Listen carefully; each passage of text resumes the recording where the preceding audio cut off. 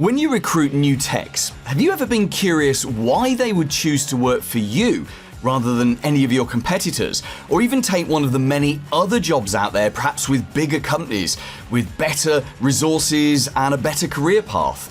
Well, there is a way to answer this, where the answer isn't because we pay the highest salary. Hey, I'm Paul Green from the MSP Marketing Edge, the leading white label content marketing system that's trusted by over 700 MSPs around the world. Check if your area is available now at mspmarketingedge.com. My special guest today knows all of the reasons that a tech wouldn't want to work for you and how to overcome them. I'm Jane Matthews. I'm the Managing Director of Wildcat Careers. We're a specialist MSP technical recruitment company and career consultancy.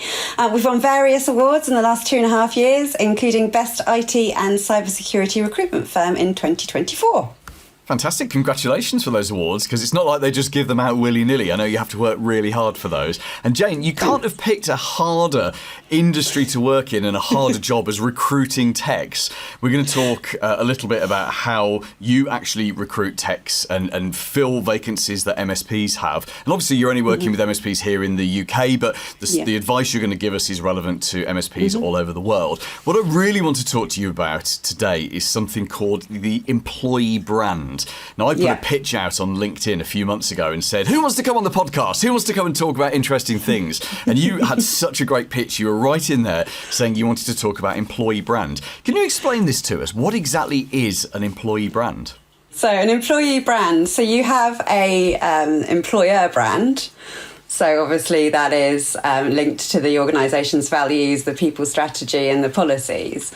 And then you have what we call it, so EVP. So it stands basically for, and not to bore anybody, employee value proposition. And it basically describes what the organisation stands for, requires and offers as an employer. And so does that have a direct effect on your ability to hire techs and to retain techs? And how would they actually figure out what that value proposition is? Absolutely. It has got a huge impact on the quality of employee or candidates that you're going to attract and retain. An EVP is basically made up of 5 elements. So you've got compensation, so it means salary and benefits. So benefits can obviously be private medical insurance, pension schemes, bonuses, training, wellness programs, salary reviews and other perks. Then you've got work-life balance, which is hugely important, especially in the tech world, which is your flexible hours, your hybrid working, your remote working, holidays, paid parental leave, etc. You then have stability, which is basically means people know that their job is safe and provides an environment to grow and to develop. So that involves kind of things like, mentoring, coaching, training, learning and development again. Then you have location. So that means the work environment that you offer. So the literal, the physical as well.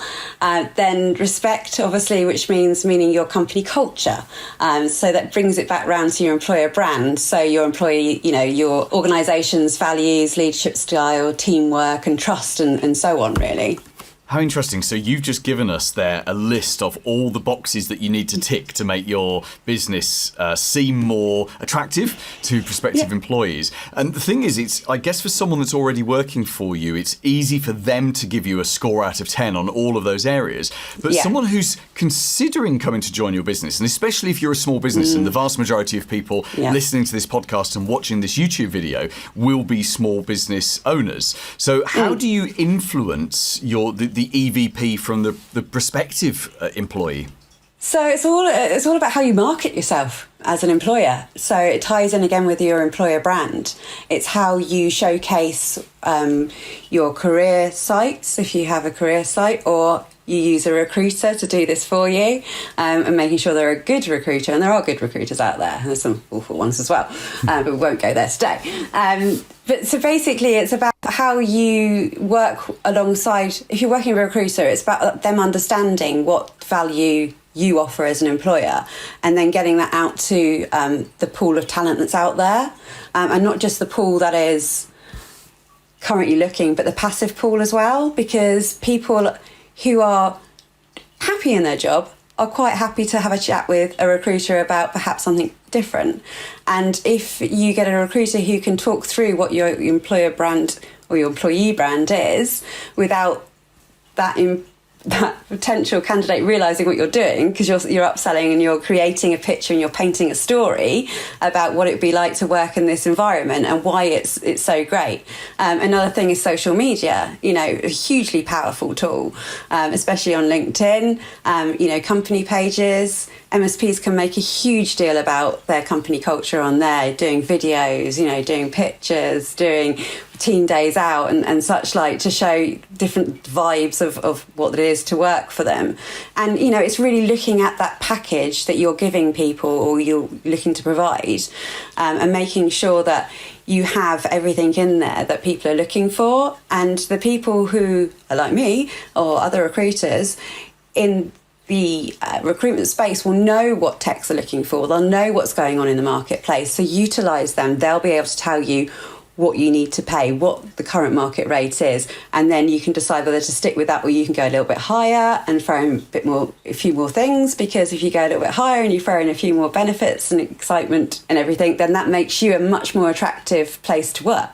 How interesting. And you really piqued my interest when you said that recruitment is like marketing. It is a marketing exercise, because from what you just said there, you're absolutely right. It's like taking a list of things that people are looking for in a job, in a role, and making sure that you demonstrate to them, hey, we do all of these things. We're flexible, it's well paid, we're going to invest in you, training, development, as you say, that you can work from home or whatever is the case. And I think if I think about the marketing ability and the marketing maturity of the vast majority of MSPs that I speak to is very low, because obviously the vast majority of MSPs are technical people who are their technical skills are off the chart, but their marketing skills are low down. So I can see why a lot of MSPs would say to me that they also struggle to recruit techs. So essentially, they're not positioning their business as being appealing to techs. Is that what you see as a recruiter when you're talking to techs all the time? And do you find it easier to put techs into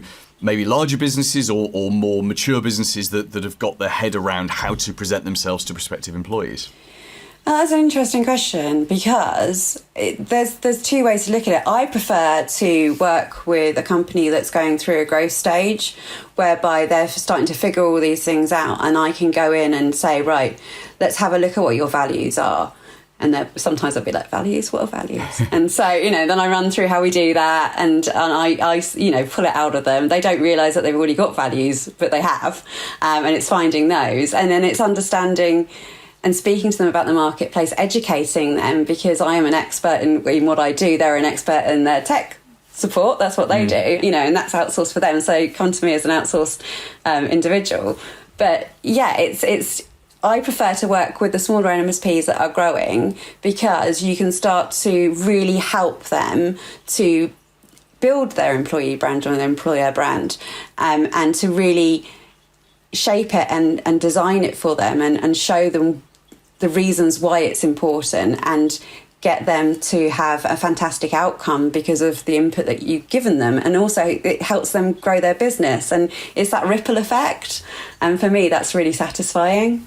Do you know something that's just occurred to me is when we ask someone to come and work for us or work with us, we're asking them to commit all of their work time, like 40 hours a week or whatever it is, to working on us, on our project. And I've been an employer for 19 years, and I was responsible for humans when I was a wage slave before that. And it's funny how that hasn't occurred to me before, that it's a big ask, isn't it? So asking a company to join your MSP as a client is one thing. It's almost less of a commitment than asking a tech, especially a mature third-line tech who's got 20 years experience to come and join you, and you're looking at the 60,000-70,000 that you've got to pay them, or whatever the rate is, they're looking at it as what if this person's a nut, what if they're saying it's flexible working and it's not? Well, and this is it. Exactly.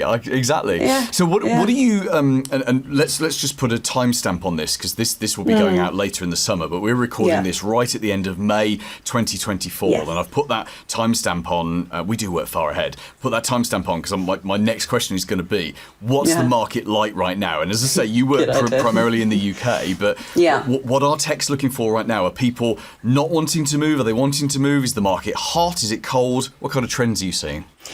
It's interesting because it's all starting to move again. It went a bit stagnant at the beginning of the year, and I'm guessing it's budgets. There's a lot of movement going on in the tech world, in the sense of some of the big players are making a lot of redundancies, which obviously then creates a ripple effect down through. We're talking the big MSPs, etc. That then creates this ripple effect down. But then we're also seeing that there are MSPs that are now going through their growth stages because they've done all their sales at the beginning of the year, and now they're up to a point where they now need to bring in additional resource to cope with the amount of clients they've got. I've got clients that are turning business away because they haven't actually got a team that they're happy with yet, and I'm working with them to get that so they've got solid foundations.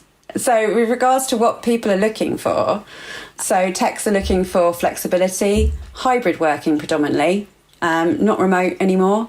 People are missing having that team environment, missing having that interaction when they can be all techie with each other, so to speak. They're looking for personal development, so they're looking for training, etc. They're looking for even things like doing charity-based events and time off to do that. They're looking for, health insurance because of the way of the world at the moment. So yeah, it's heavy perks, if that makes sense, to bring up the package.